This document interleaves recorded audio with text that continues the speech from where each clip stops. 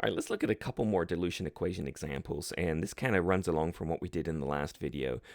For example, maybe we start with a 10 molar solution of potassium chloride, and we have, oh gosh, I don't know, we have, say, maybe 100 milliliters of this solution, and we dilute it, and what we want to do is we want to turn it into, say, a 3.25 molar solution of KCl. And the question is, how much water do we need to add to dilute it? So this is an interesting problem, right? So how would we actually figure this one out? So we can use the dilution equation. So M1V1 equals M2V2. We can associate the before 10.0 molar with M1. V1 is the volume of the solution we're diluting.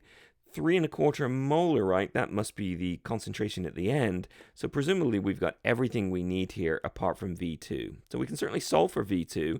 V2 is M1 V1 all divided by M2. And we can just plug these in. So it's 10 molar and V1 was 100 milliliters. And M2 was 3.25 molar. And we'll see that the units of molarity cancel out, and we're left with units of milliliters.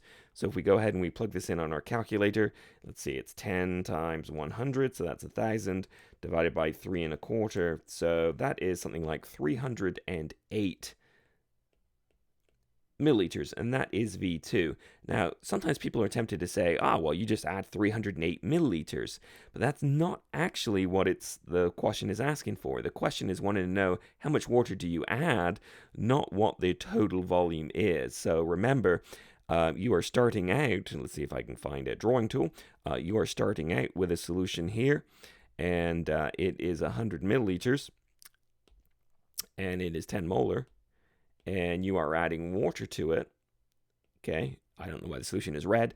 And at the end of the day, right, we have solved it's 308 milliliters at 3.25 moles per liter. So the question is, how much water did we have to add? Now, you start with 100 and you end up with 308 milliliters. So if you subtract one from the other, you can see we must have increased the volume by 208 milliliters, and presumably we could add 208 milliliters of water to increase the volume to get up to that point. So we've got to be a little careful. We can solve for V2, but the problem didn't say what's the final volume.